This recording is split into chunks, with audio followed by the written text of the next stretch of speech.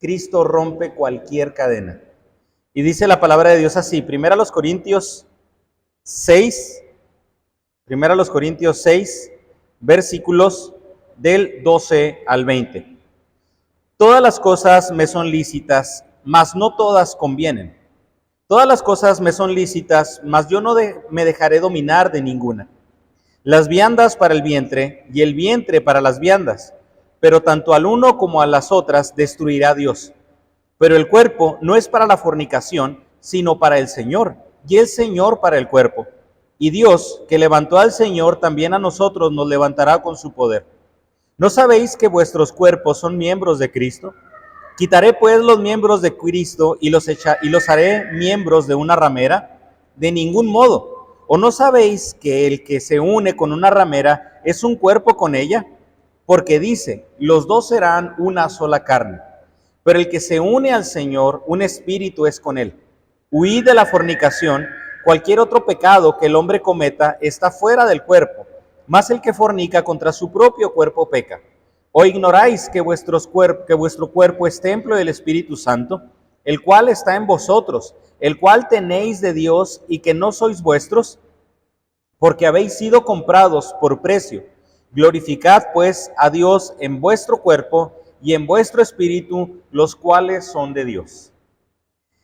En la actualidad hay todo tipo de argumentos para que la gente, para que las personas sientan ellos o justifiquen que tienen permiso para hacer todo lo que les guste. Yo tengo o puedo tener la capacidad de justificar cualquier acto que yo quiera hacer. Muchas veces ponemos de por medio esa justificación, el yo quiero, el mi deseo, es algo que necesito, o en otras ocasiones ponemos de por medio al otro. Es que lo hice porque el otro lo provocó, haciendo en ocasiones haciéndonos ver que nos da permiso de reaccionar independientemente de que la reacción sea buena o sea mala. Pero muchas veces se argumentan los sentimientos, se argumenta con los deseos que el hombre se debe de mover por medio de ellos. Es que es algo que yo deseo, es que es algo que yo quiero. Y como cristianos incluso lo hacemos hasta cuando la gente cumple años, ¿verdad? Felicidades, Dios te bendiga, y luego decimos que Dios cumpla los deseos de tu corazón. Y a veces, aunque entiendo que esa frase la decimos con una muy buena intención, pues no necesariamente es la mejor frase que podemos decir para que una persona cumpla años. Si usted me preguntara, Alfonso, ¿qué pasaría si todos tus deseos se hubieran cumplido? ¿O dónde estarías si todos tus deseos se cumplieran? Posiblemente hasta en la cárcel, me imagino. Porque en ocasiones sí he tenido el deseo de privar de la vida a uno que otro, y bendito Dios que ese deseo no se cumple. Gracias a Dios que ese deseo no se cumple y que Dios obstruye mis deseos y hasta en muchas ocasiones mis planes. Pero frases como, es que sigue tu corazón. Discúlpame, pero bien tonta la frase, o sea, sigue tu corazón. Hazle caso a tus sentimientos. Haz lo que te haga sentir bien y cómodo contigo mismo. Esa frase nos la ponen desde la novela hasta desde las canciones y cualquier consejo que en ocasiones nos dan hasta nuestros amigos. Eso es que tú sigue lo que dicta tu corazón. Cuando la misma palabra de Dios dice y sabemos que el corazón es engañoso, pero también a la vez nuestro corazón es perverso. Y solamente Dios es el que tiene la capacidad de escudriñar totalmente nuestro corazón. Pero eso es algo que siento y la gente dice, es que tú actúa con base en lo que sientas. Y aunque la base de este tipo de justificación son las emociones, muchas veces son utilizadas también para dar rienda suelta a nuestros sentimientos y a la vez a nuestros comportamientos. En terapia hay se le denomina catarsis. Cuando una persona llega las primeras veces a sesión, que o llega con el sentimiento de culpa, o llega sintiéndose mal por algo que sucedió, que le pasó, muchas veces en un proceso de duelo, esa catarsis, que quiere decir sacar todos los sentimientos que hay, es buena. es buena. Muchas veces necesitamos sacar lo que sentimos. Muchas veces necesitamos expresar lo que sentimos para poder procesar adecuadamente el sentimiento. Porque el sentimiento no lo puedo evitar, ahí está. Lo que siente mi corazón, ahí está, no lo puedo evitar. Pero también tengo que recordar que el corazón es engañoso y los sentimientos me van a engañar. Entonces, el proceso, el sentimiento se tiene que procesar para trabajar ese sentimiento y llevarlo a un proceso razonable. No se trata de que la persona siempre va a tener que procesar el sentimiento y el sentimiento, porque siempre llega un punto crucial. ¿Qué vas a hacer con eso que sientes? Siempre va a llegar a ese punto. Y hay personas que muchas veces dejan la terapia porque se les confronta con ese sentimiento. Si es cierto, tal persona te hizo daño, si es cierto, sucedió esto, si es cierto, tienes razón de sentirte mal. Muchas veces es lo lógico sentirnos mal cuando ya no sentimos lo duro sino lo tupido, pero no puedo estar toda mi vida lamiéndome la herida del sentimiento. Llega un momento en el que tengo que hacer algo y es procesar precisamente el sentimiento para pasar a otra etapa. Menciono esto porque en la actualidad se está dando un auge de sobreenfatizar los sentimientos. Y es que tú tienes que desahogarte y tienes que expresar. Y lo curioso es de que incluso en Estados Unidos se han hecho lugares para que la gente vaya y exprese sus sentimientos de enojo a lugares donde pagas una cuota. Te meten a un cuarto con televisiones, con electrodomésticos, con aparatos, con refrigeradores, con cuadros, con vidrios y te dan un bat de béisbol, te dan un tubo y lo que tienes que hacer es darle rienda suelta a tu enojo. Y mencionan, eso es terapéutico, es sanador. ¿Sabe qué es lo más curioso?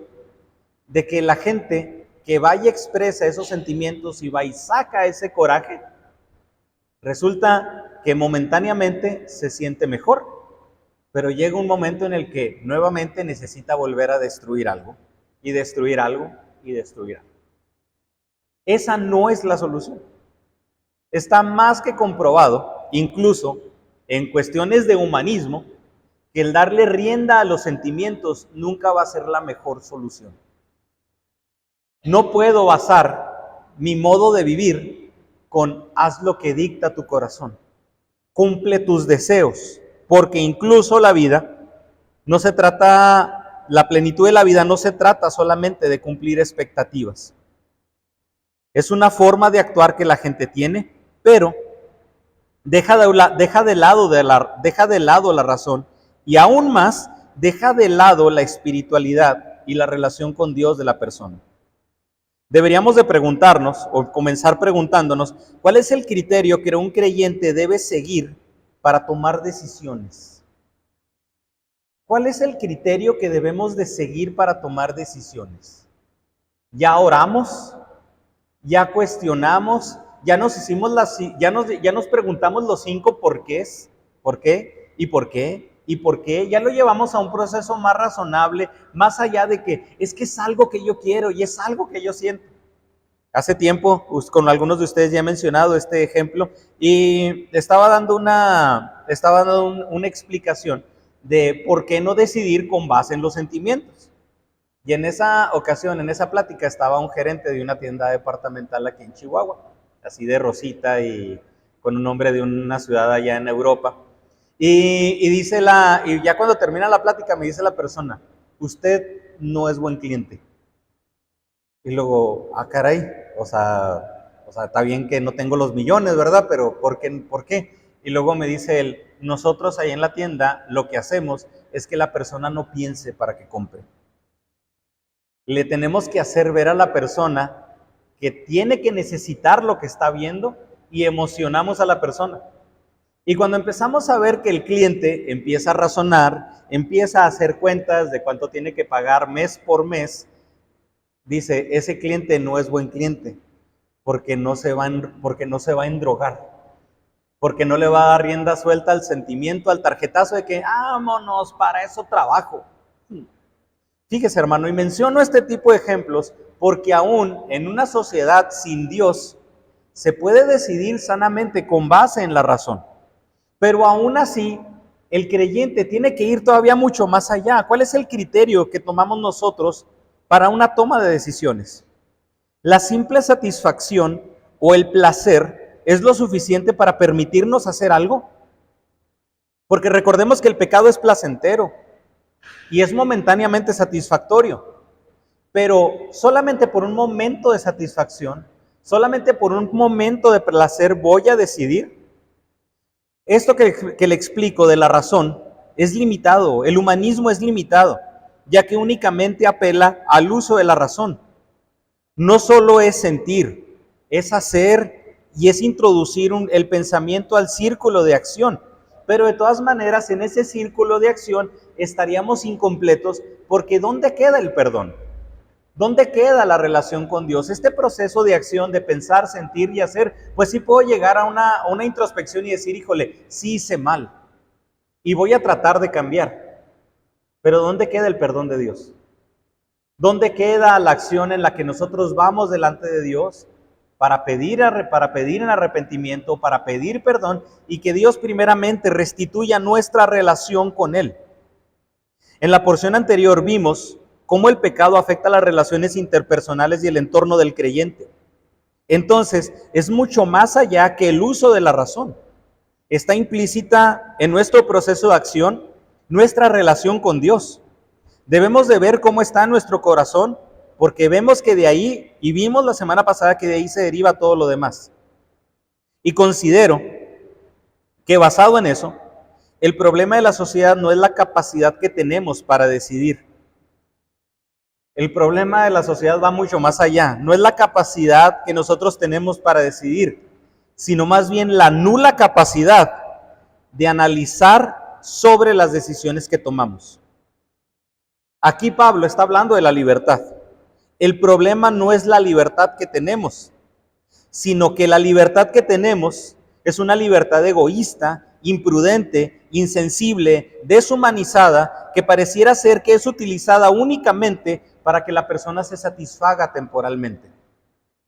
El problema no es la libertad, el problema es qué hacemos con la libertad y cómo está el corazón de nosotros que nos hace decidir sobre eso. Después de hablar sobre los conflictos entre creyentes, aquí Pablo vuelve a tocar el tema de la conducta sexual. Introduce el tema con la idea sobre la libertad cristiana. Las posturas griegas aquí estaban influenciando a la iglesia y afirmaban que lo material era temporal y perecedero. Y eso llevaba a dos pensamientos. Si lo material, como el cuerpo, es perecedero, pues vamos a darle rienda suelta.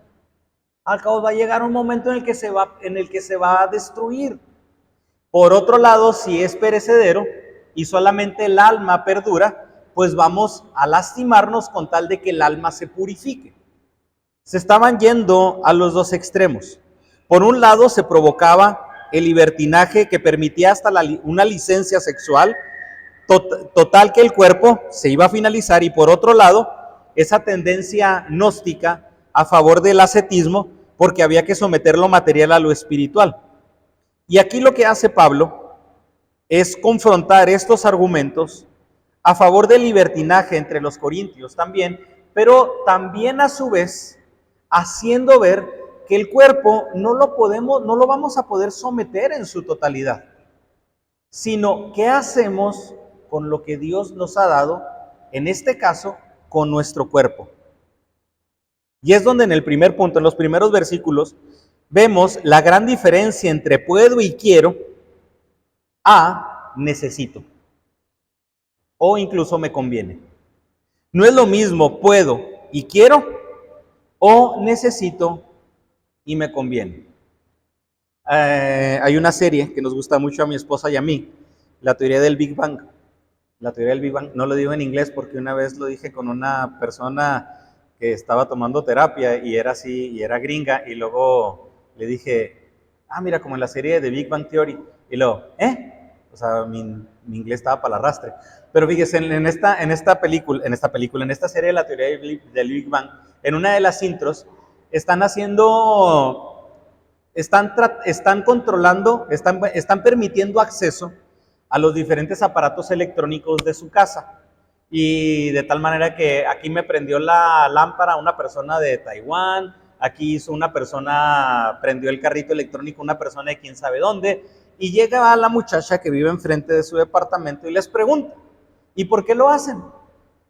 Y la respuesta de ellos es, porque podemos. Ok, está bien, sí es cierto, pueden hacerlo, pero la verdad, no tenía ninguna, o sea, no había ningún provecho en lo que ellos podían hacer. Hay cosas, hermano, que nosotros podemos hacer.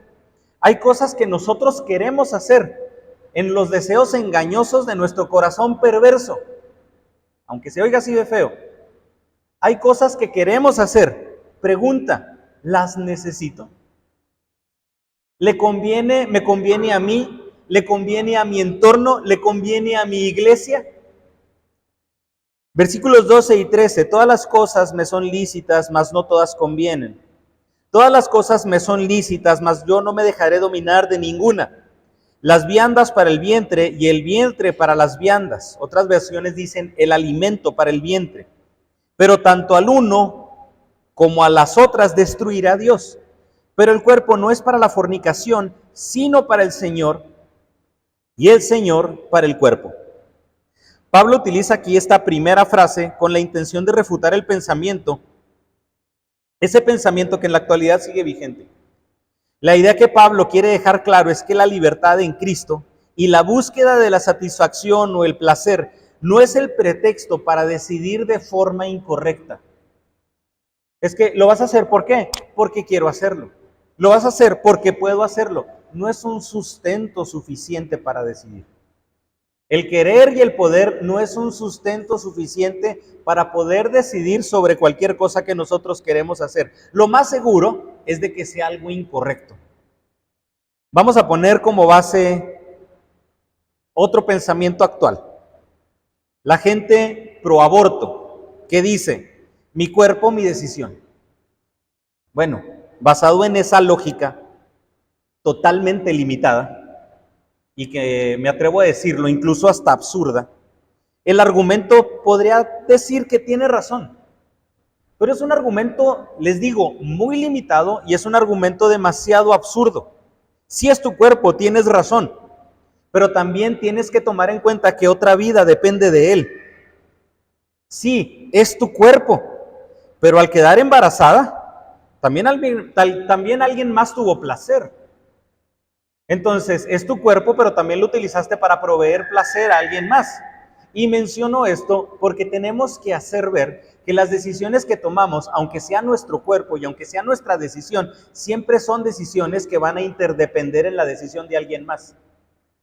Alguien se va a satisfacer o alguien se va a perjudicar siempre de la decisión que nosotros tomamos.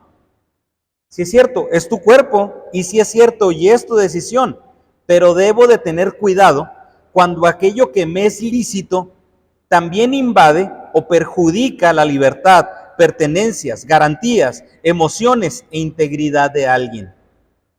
Debo de tener cuidado con eso. Porque no vivo solo. Porque vivo en una sociedad en la que entre nosotros mismos tenemos una interdependencia. Tener mi carro no me da el derecho de decidir chocar a los demás. A veces sí dan ganas, ¿verdad? A veces a uno le dan ganas, no sé, a lo mejor es de mis deseos oscuros, de mi, bueno, ni tan, bueno, sí muy oscuros de mi corazón, de que a veces, ¿cómo me gustaría tener un camión así tremendo, nomás para a los abusones que utilizan su camionetón o que utilizan el camión nomás para meterse donde quiera, que uno tiene carro chiquito para obstruir el camino? Me gustaría tener un carro más grande para llegar y chocarlos. Pero, ¿qué sucede? Voy a dañar a alguien más. Ese deseo que yo quiero daña. Ese deseo que yo quiero perjudica. Sí, es mi carro, pero perjudica. ¿Y qué sucede? Porque ahí va otro lado de la postura. El que yo tenga algo no me da derecho de decidir perjudicar a los demás, pero también no me da derecho de decidir no usarlo. Aquí ya voy a poner otra cuestión en planteamiento.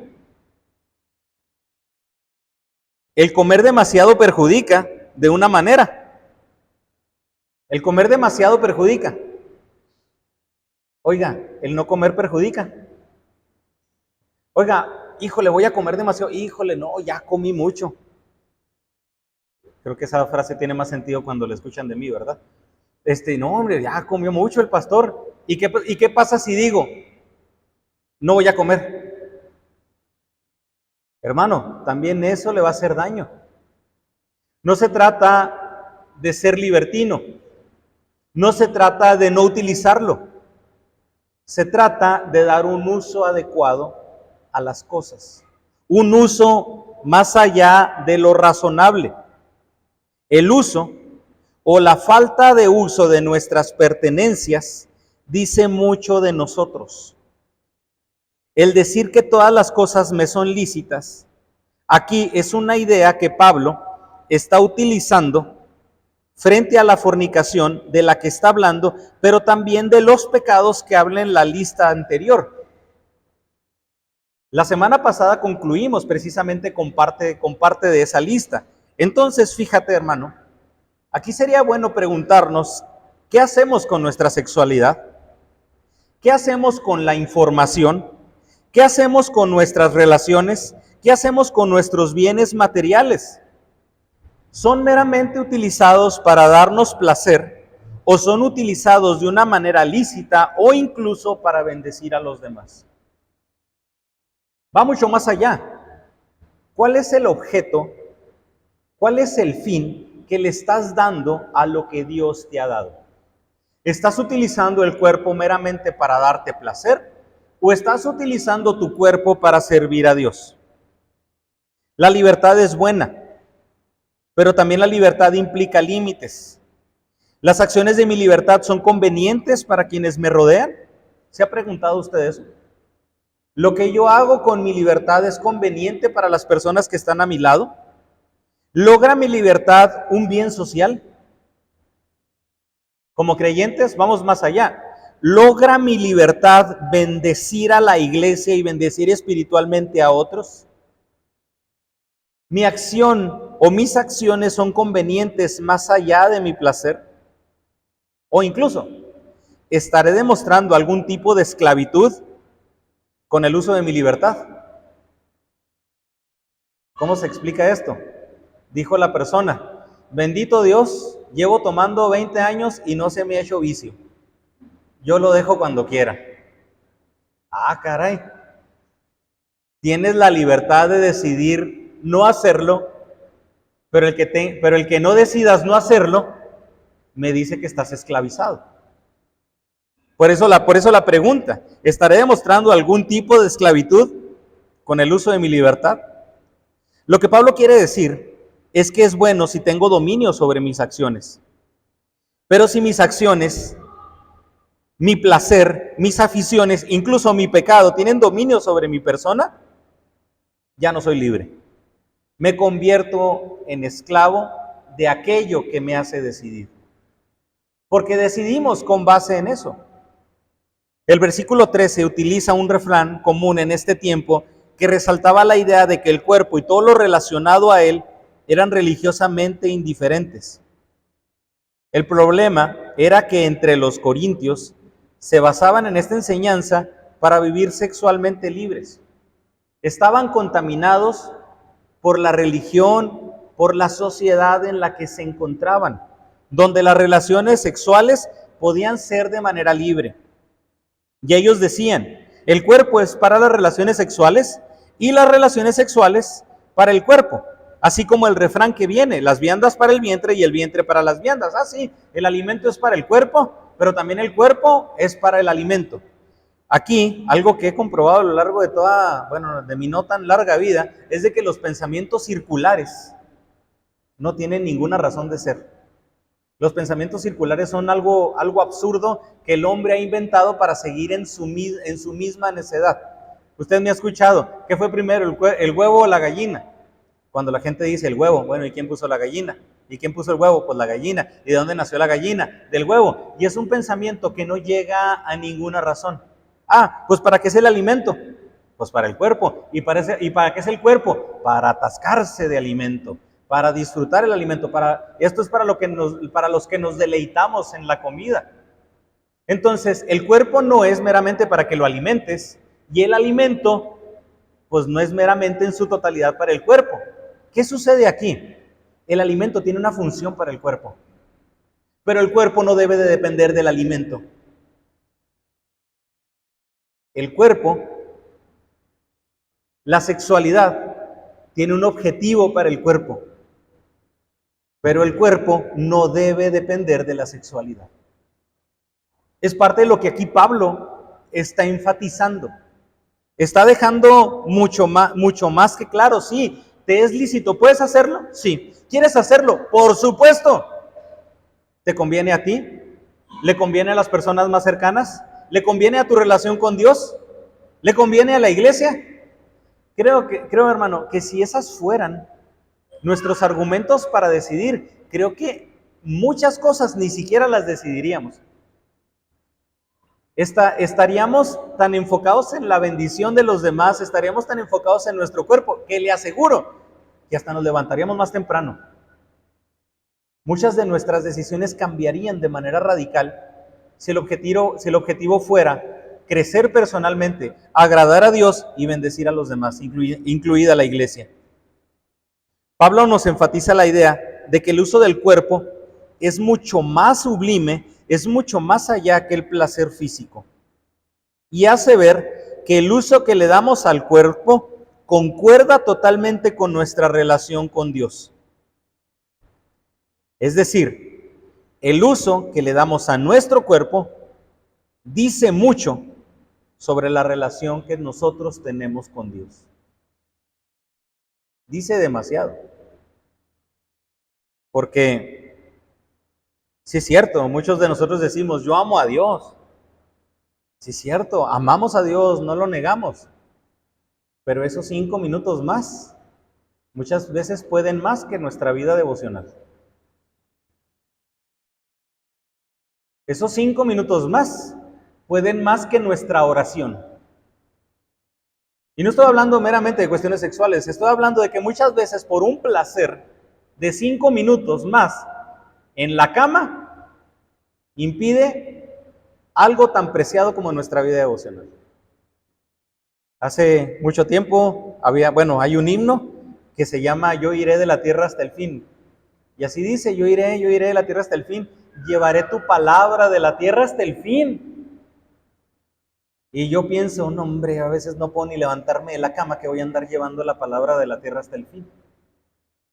Muchas veces batallo para levantarme y tener mi devocional, que voy a andar llevando la palabra de Dios de la tierra hasta el fin. Esa decisión tan sencilla proyecta que prefiero mi placer, aunque sea momentáneo, antes que nuestra relación con Dios. Pareciera que hay una relación estrecha entre estos dos, entre el cuerpo y Dios, porque el trato que se le dé a uno afectará de alguna manera también al otro. El cuerpo es algo que cae dentro del alcance de la obra salvadora de Cristo. Entiendo totalmente que cuando muramos, el cuerpo aquí se queda. Eso lo entiendo perfectamente. Pero ahorita el cuerpo es una herramienta que yo puedo utilizar para darle la honra y la gloria a Dios. El cuerpo es algo que ahorita Dios me ha dado como una herramienta de trabajo que yo la utilice para Él.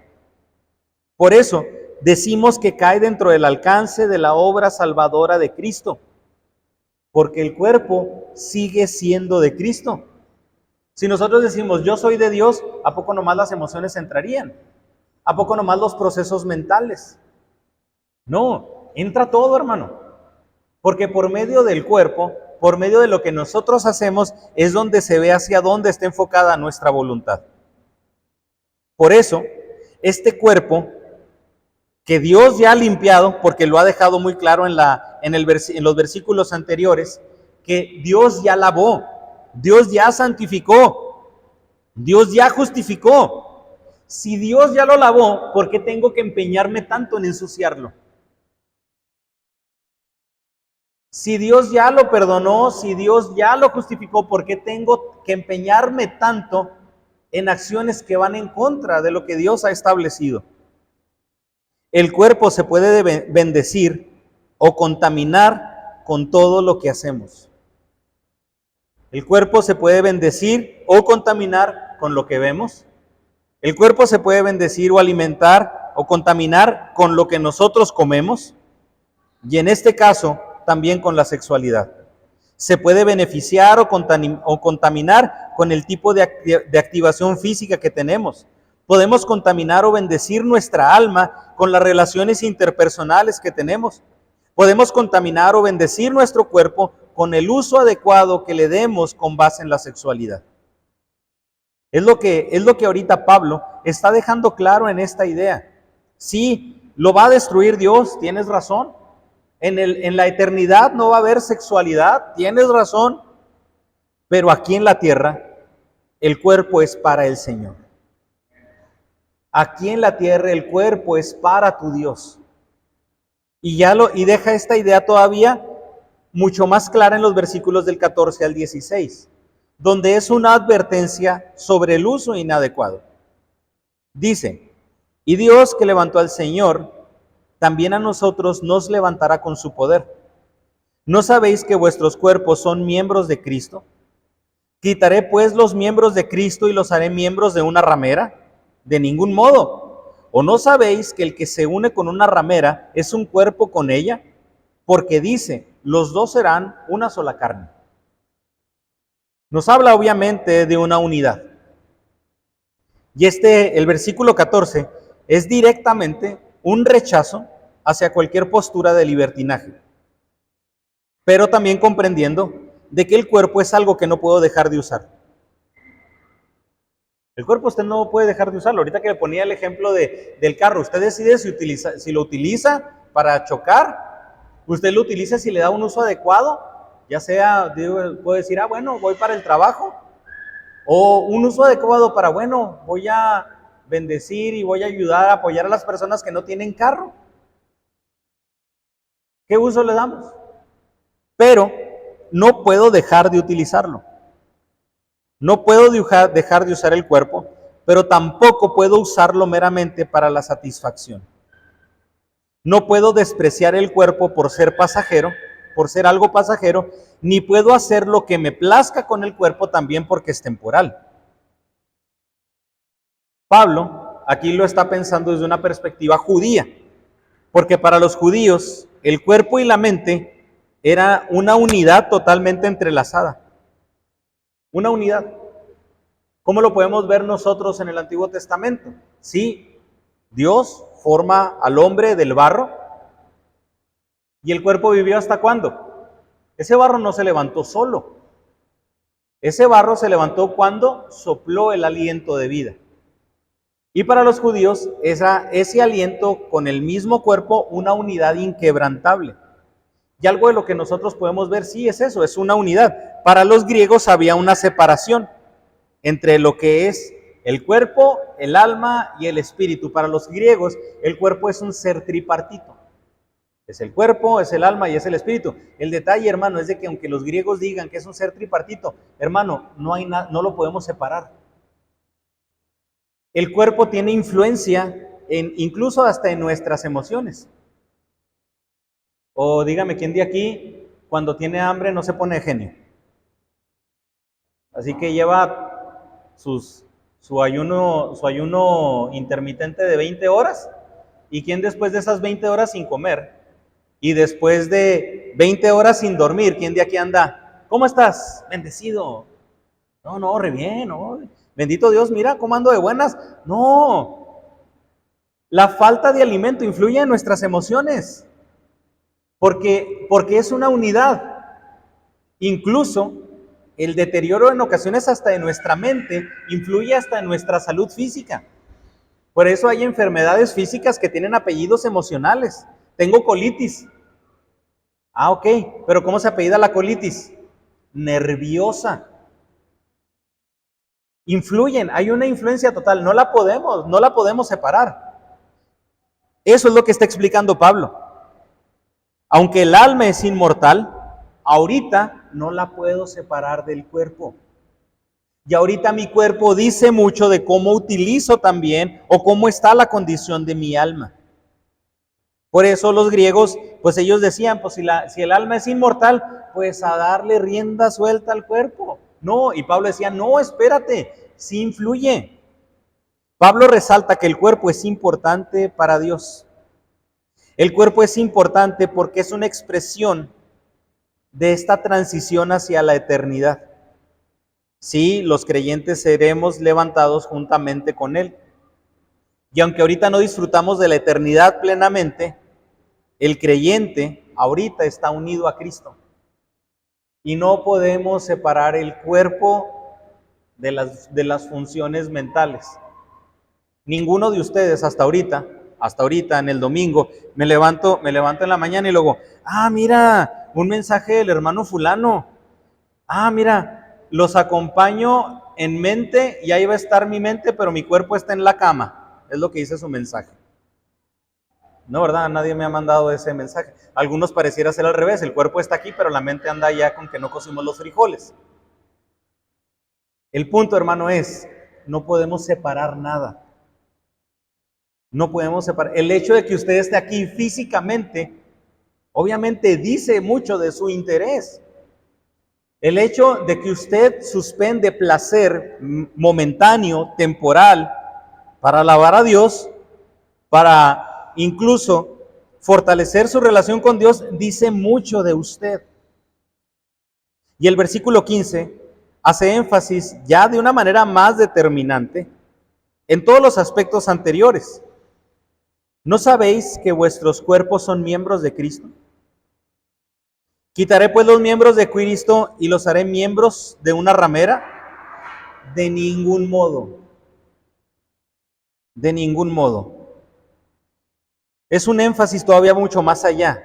El creyente, al estar unido a Cristo, no puede desperdiciar su cuerpo y tampoco puede desperdiciar su uso. El creyente y por ende la iglesia somos miembros de Cristo. Incluso en el bautismo nos identificamos con Cristo y con su iglesia. Soy y llego a ser parte del cuerpo de Cristo. Por lo tanto, si llego a ser parte del cuerpo de Cristo y si la iglesia está unida a Cristo, ¿qué hace la iglesia? Satisface al Creador.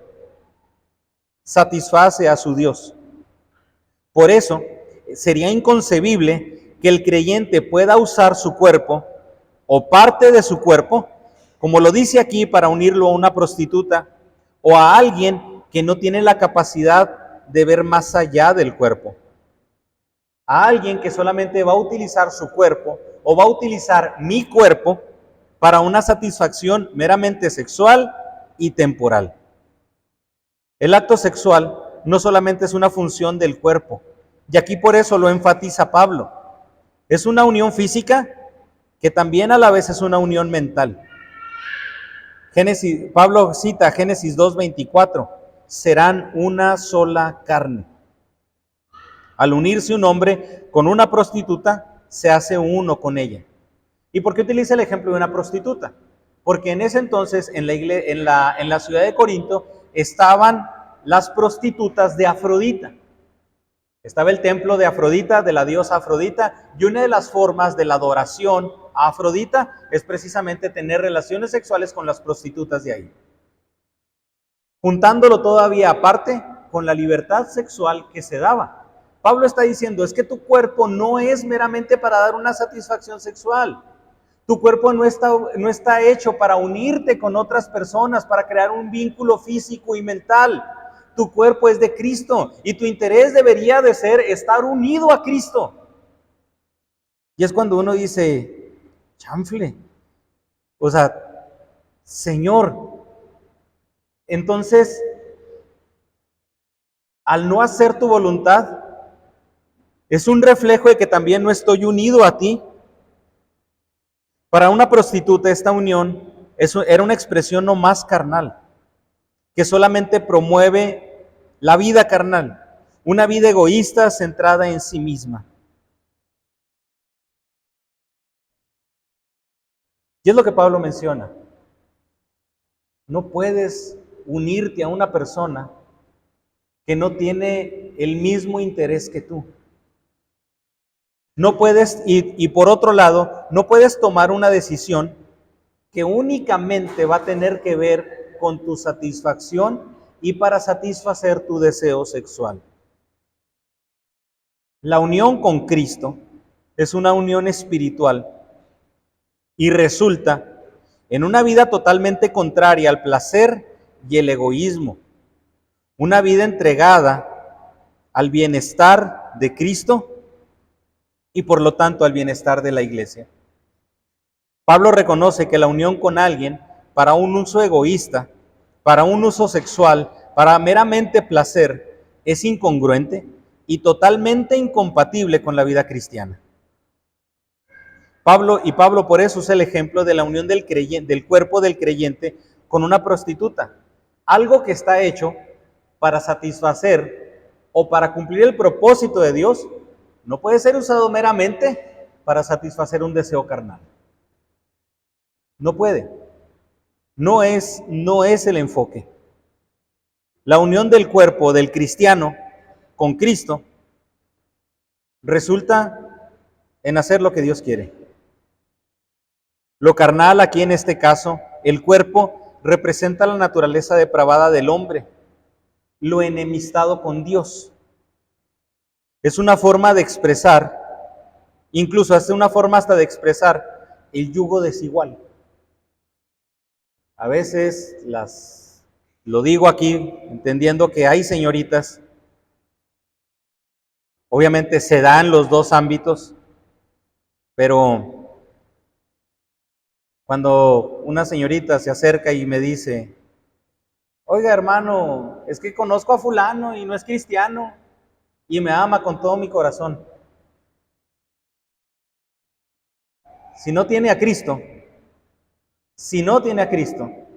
lo más seguro es que únicamente tenga como finalidad su satisfacción sexual.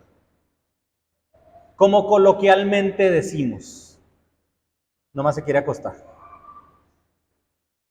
Y suena feo, hermano, y suena crudo, y, ay, no, claro que no, porque se endulce el oído, porque obviamente a quién se le va a seducir diciendo, no, claro que no, no te quiero, estás bien fea. Pues claro que no.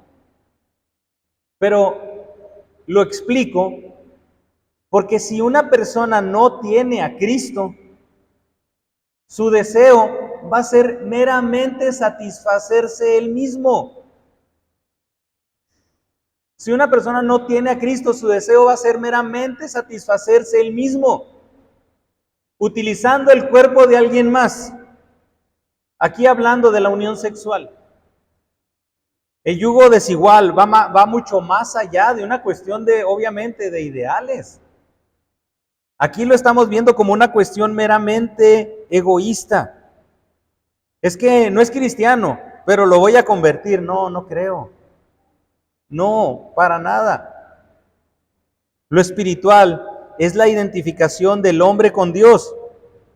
Por eso es importante que la pareja, que los dos tengan esa identificación de saber que van a servir a Cristo. Más adelante, este tema se va a enfocar, Pablo va a ser mucho más enfático, porque de aquí surgen más preguntas. Bueno, ¿qué pasa si yo soy cristiano y mi esposo no? ¿Qué sucede? Porque es una pregunta que Pablo resuelve. Bueno, ¿qué sucede si los dos no éramos creyentes y ahora venimos a Cristo? ¿Qué sucede? Obviamente, hermano, es maravilloso el pasaje porque Pablo enfatiza la esperanza que hay en Cristo también y en la unidad hacia Él. Pero es importante comprender esta identificación que la iglesia debe de tener con Cristo. Ser un solo espíritu con Él. Es esa condición bajo la cual el hombre está capacitado para vivir una vida centrada en Cristo. Una persona que no tiene a Cristo, una persona que no ha sido unida a Cristo, no tiene la capacidad de agradar a Dios. No tiene la capacidad para agradar a su iglesia. Tiene solamente ese enfoque en satisfacerse personalmente, no más. Y el objetivo de esta unión es que el hombre vaya asemejándose cada vez más a Cristo. ¿Cuál es nuestro objetivo si estamos unidos a Cristo? Ser como Cristo. Es lo que Pablo está hablando. Tenemos que observar el contraste, porque al principio obviamente hablaba de la razón para decidir, hablaba de argumentos razonables para decidir, pero esto va mucho más allá. Porque aquí no es un contraste entre el cuerpo y el alma. No es un contraste entre el deseo y la razón. No es un contraste entre quiero y lo lógico que debo hacer. Pablo va más allá. No es un contraste entre el cuerpo y el alma.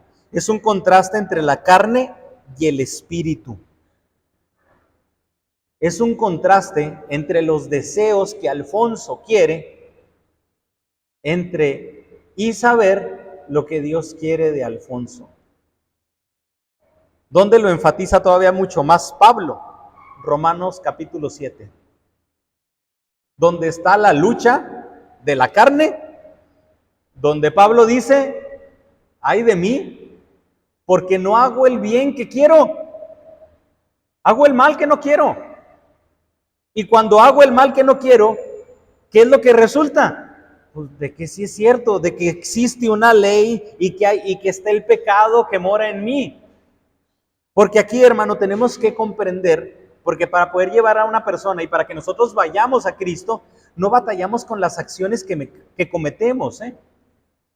No estamos batallando con acciones, estamos batallando todavía con algo mucho más serio, estamos luchando con algo más serio. El hombre no batalla con los pecados que comete, el hombre no batalla con las cuestiones lícitas que desea.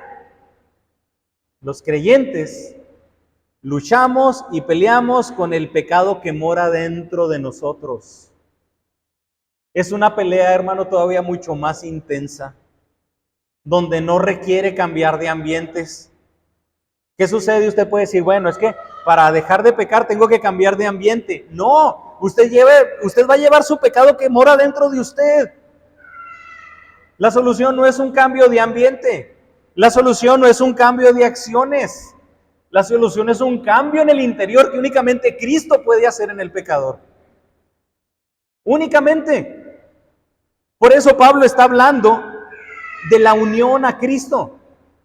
Lo único que va a satisfacer ese interior en el hombre es esa unión que nosotros tengamos con Cristo. Sí, sigue estando el conflicto de la naturaleza pecaminosa, sí, pero entonces aquí lo importante, hermano, es cuál estamos alimentando más.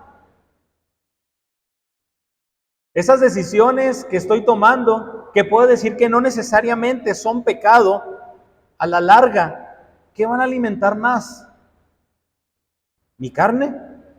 ¿O van a alimentar más mi espíritu? Por eso, ahorita mencionaba algo tan absurdo como los 5 minutos. 5 minutos más. Otro capítulo más. Qué bueno fuera, hermano, que eso de los otros, qué bueno fuera que ese otro capítulo más lo aplicáramos a los salmos, lo aplicáramos a la Biblia y no a las series. Vi un separador hace tiempo que decía, no fuera plataforma, ¿verdad? Porque ya te hubieras echado todo el libro con ese otro capítulo más. Ese otro capítulo más, hermano, lo aplico para la serie. ¿Es pecado ver una serie como la que le digo que vemos? No, no es pecado.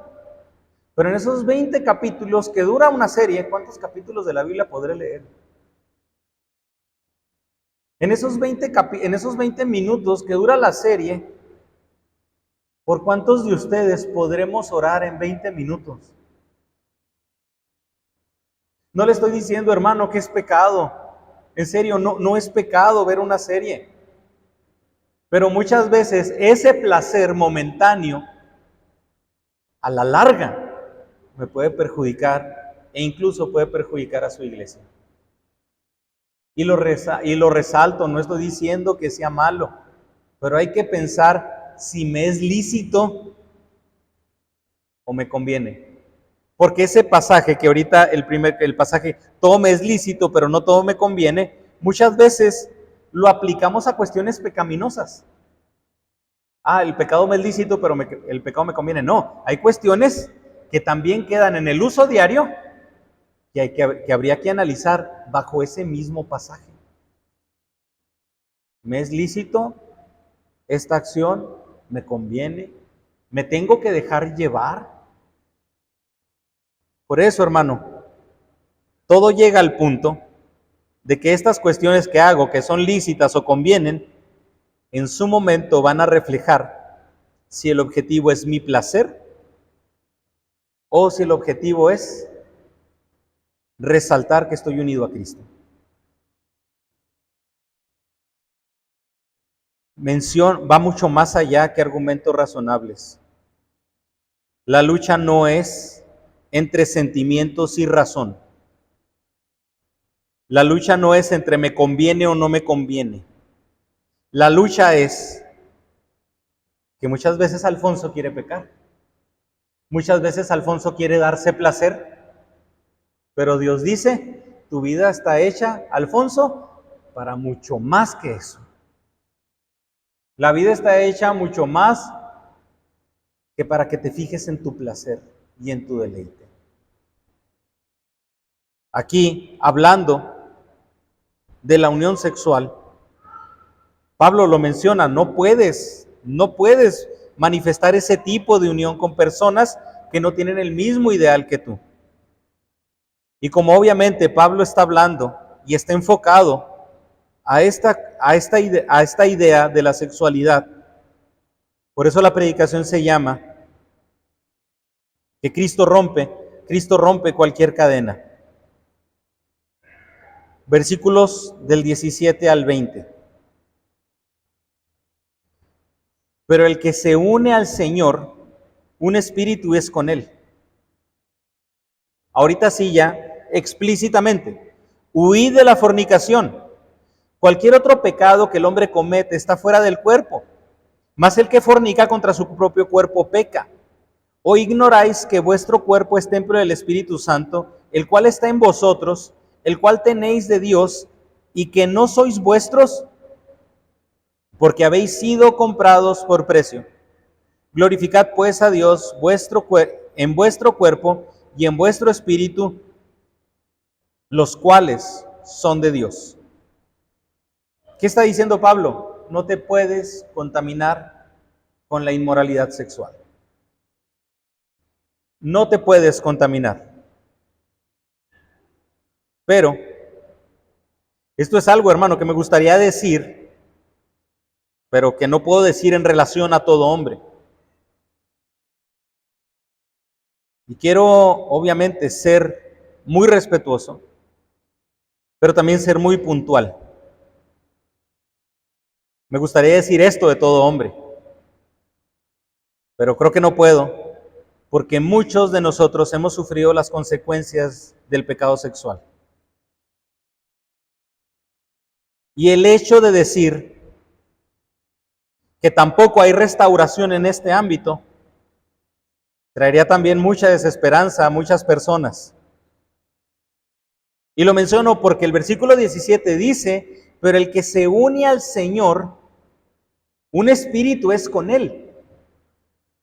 Anteriormente ya ha dicho, sí, el que se une con una prostituta ya está unido a ella. Pero aquí dice, el que se une al Señor, ya un espíritu es con él. Hermano, no tendría sentido que Pablo escribiera esto si no hubiera esperanza para la iglesia. Si no hubiera esperanza de restauración para toda aquella persona que ha sufrido alguna consecuencia de un pecado sexual. ¿Y esto por qué lo comento? Porque entonces, ¿qué pasaría con las personas que en su ignorancia comenzaron una vida sexual activa antes del matrimonio y que después vienen a Cristo? No, es que antes de que ya te uniste a esa persona, ya te uniste. Bueno, aquí dice que nos podemos unir a Cristo. Entonces, ¿ya no habría esperanza para esa persona? ¿Qué de las personas que se divorciaron, tuvieron hijos y vinieron a Cristo? Y Cristo tuvo la oportunidad de volver a restaurar una vida para poder restaurar un matrimonio. ¿Qué de eso? Entonces, ¿sería que la persona vive pecando toda la vida? No, hermano. Aquí hay oportunidad de volver a unirse a Cristo.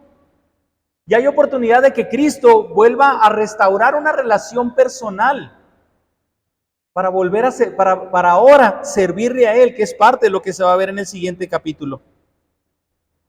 ¿Qué pasaría con los niños o con personas que fueron violados por alguien depravado? Entonces, si una persona ha sido violada, ya no hay oportunidad de una restauración. No, hermano, sí la hay.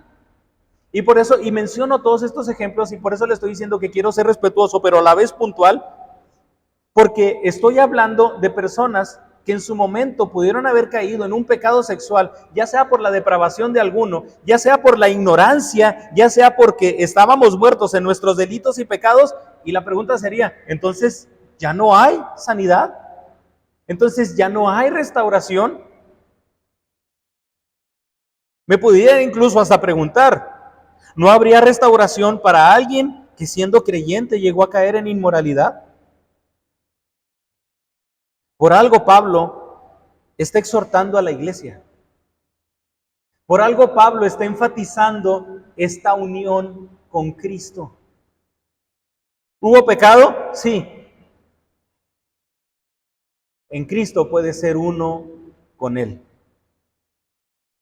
Porque si hay perdón, esperanza, restauración, santificación y justificación para el pecador arrepentido.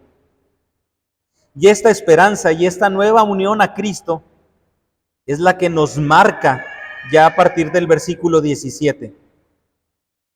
El que se une a Cristo, un espíritu es con Él. Aquí el pasaje ya no está diciendo ya hay una mezcolanza. No, el que se une a Cristo, un espíritu es con Él. ¿Habrá una cadena que Cristo no pueda romper? ¿Habrá un pecado que Cristo no pueda perdonar? ¿Habrá algo, hermano, que Cristo no pueda sanar? Hermano, no hay pecado, no hay cadena que Cristo no rompa. Pero entonces ahora sí Pablo es puntual. El que se une al Señor, un espíritu es con Él. Ok, ya te uniste a Cristo. Y esto es algo que Cristo perdonó. Y esto es algo que en tu ignorancia cometiste. Y esto es algo que por la maldad de alguien más sucedió. Y esto es algo que por tu descuido o en este caso, por tu inmadurez cometiste. Ok, Cristo lo perdona. Y te puedes unir a Cristo. Pero entonces, ¿qué sucede? Y ahora sí Pablo es puntual. Huid de la fornicación. Cualquier otro pecado que el hombre cometa está fuera del cuerpo, mas el que fornica contra su propio cuerpo peca. ¿Ignoráis que vuestro cuerpo es templo del Espíritu Santo, el cual está en vosotros, el cual tenéis de Dios, y que no sois vuestros? Y ahora sí lo magnífico, porque no habéis sido comprados por precio. Glorificad pues a Dios en vuestro cuerpo y en vuestro corazón, los cuales son de Dios. Porque hay personas que han dicho, es que en su momento cometí esto y en mi ignorancia. Tu cuerpo ya es de Cristo. Tu cuerpo ya es de Cristo. Y santificad a Dios con tu cuerpo. Sí, hubo pecado. Sí, hubo consecuencias. Sí, hay recuerdos. Pero tu cuerpo ya es de Cristo. Enfatizando que ahora tu espíritu también. Porque si se fija, nuevamente lo hablo, no habla de razón.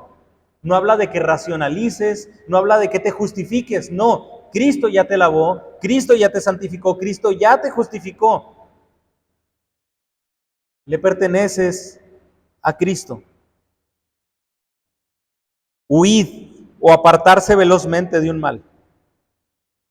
Es obvio que hay otros pecados que afectan el cuerpo del hombre, como el embriagarse, como la flojera, la glotonería. La diferencia es que en este pecado, o la diferencia de la embriaguez, la diferencia de la flojera, como lo mencioné, de la glotonería, es de que yo no me uno emocionalmente a la embriaguez. Yo no me uno emocionalmente a la comida, aunque sí puedo decir cómo me encantan las tripitas doradas, no estoy unido a las tripas. Al contrario, pecados como la embriaguez, la flojera, la glotonería, muchas veces son escapes.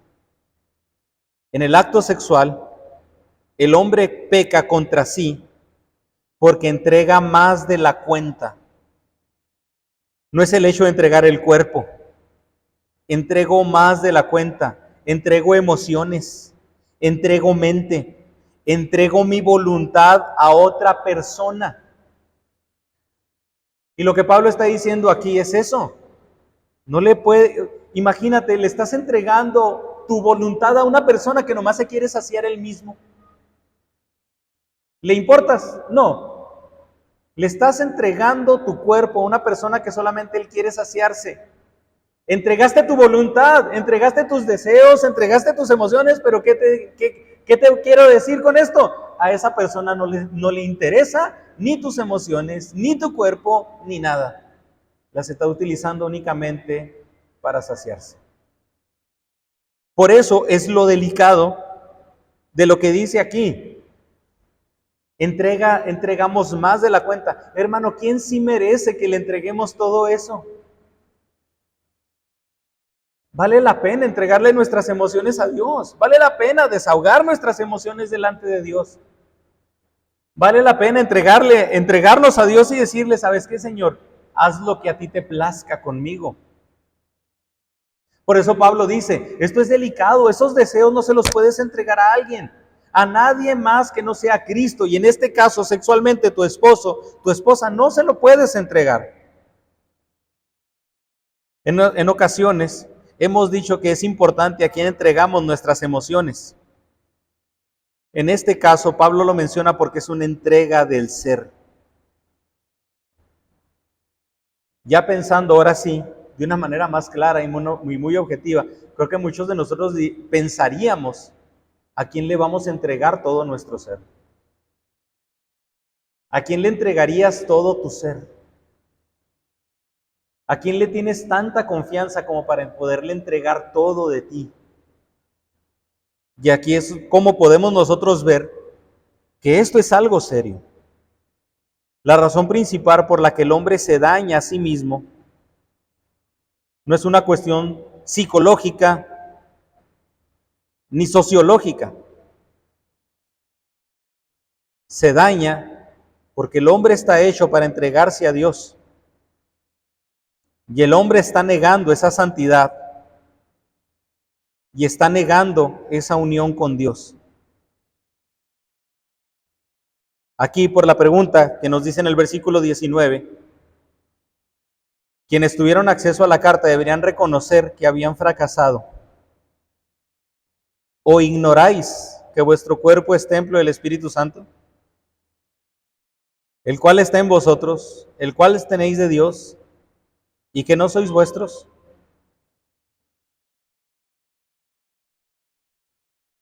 Lo más importante, hermano, para la restauración es comprender que hemos fallado.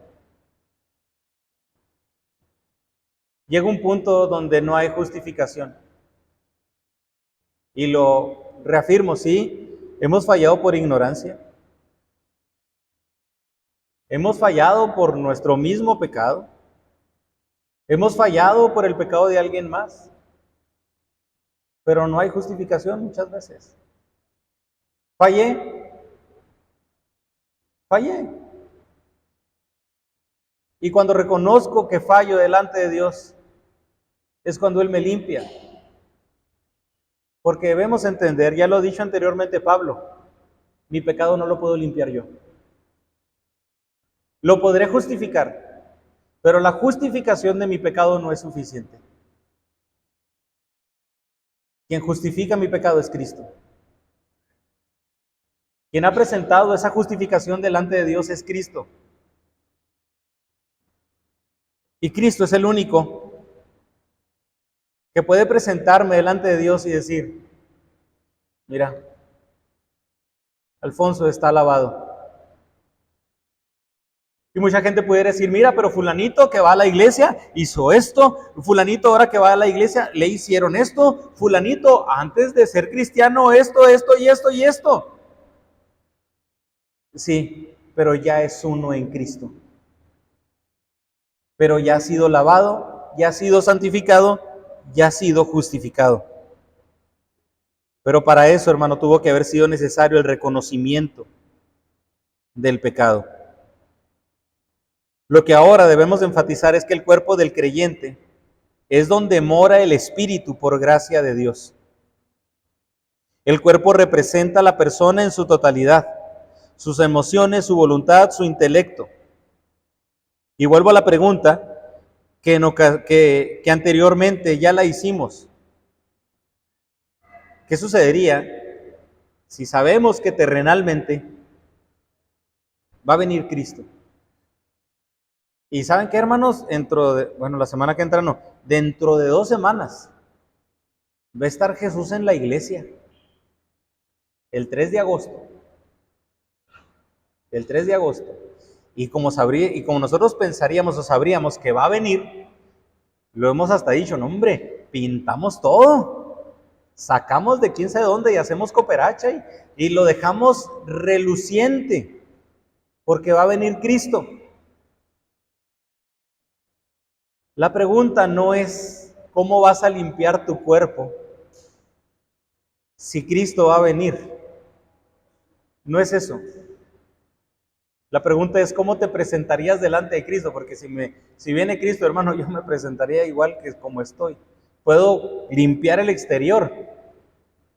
Aquí más bien la pregunta sería, ¿cómo es la vida de alguien por donde Cristo ya pasó?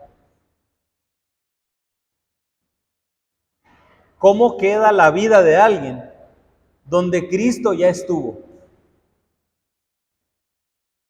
La respuesta es muy simple, hermano. Limpio. No se trata de cómo me voy a presentar delante de Dios. Lo más importante o la pregunta es, ¿cómo me va a presentar Cristo ante Dios? Y cuando vaya delante de Dios, Cristo va a llegar y va a decir, aquí está. ¿Cómo te lo presento? Ya lo limpié. Esto es maravilloso, hermano. Porque el sacrificio de Cristo nos limpia de una manera completa. Pablo resalta un compromiso, huid. Pero Cristo ya nos limpió de una manera completa. El creyente ya no pertenece a sí mismo. El creyente ya le pertenece a Dios. Dios lo ha comprado por medio de la sangre de Cristo. Eso implica que usted ni siquiera es suyo, porque alguien ya pagó por lo que usted dice que es suyo. Es su cuerpo, pero le pertenece a Dios. Es suyo, sí, usted lo usa, pero le pertenece a Cristo. Usted es únicamente administrador de él.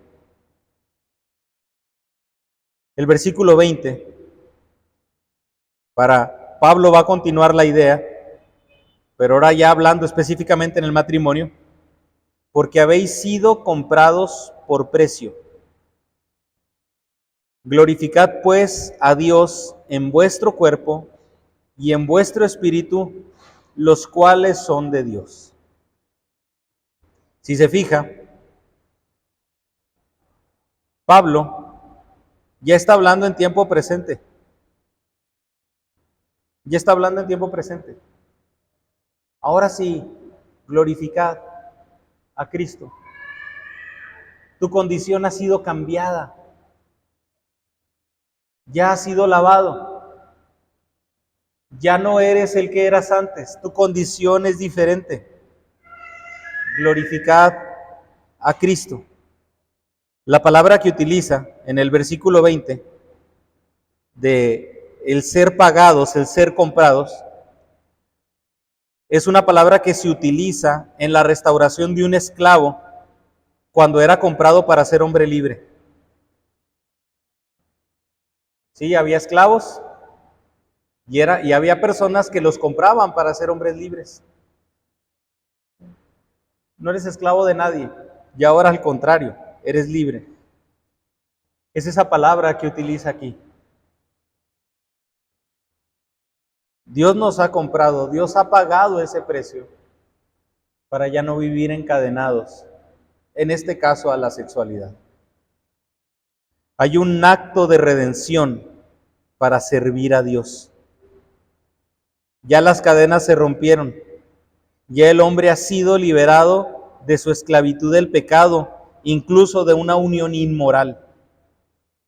Ahora la iglesia está para servir a Dios con todo su ser, lo que implica con todo su cuerpo. Ahora está el compromiso de que el cuerpo y de que el Hijo de Dios ya no está para contaminarse. Es complicado, hermano, muchas veces predicar de pasajes como este. Pero la verdad es de que uno encuentra gran aliento ante muchas preguntas, ante muchas incógnitas que uno se pregunta, ¿y qué hay ante este pecado? Aquí, restauración. Hay compromisos, sí, pero ¿qué hay ante esto? Restauración. Hay una unión a Cristo. Hay un perdón por Cristo para que el creyente pueda ser transformado y ahora ya no piense en la unión previa, una unión que hizo basada en sus deseos, que hizo basada en su ignorancia y en su pecado.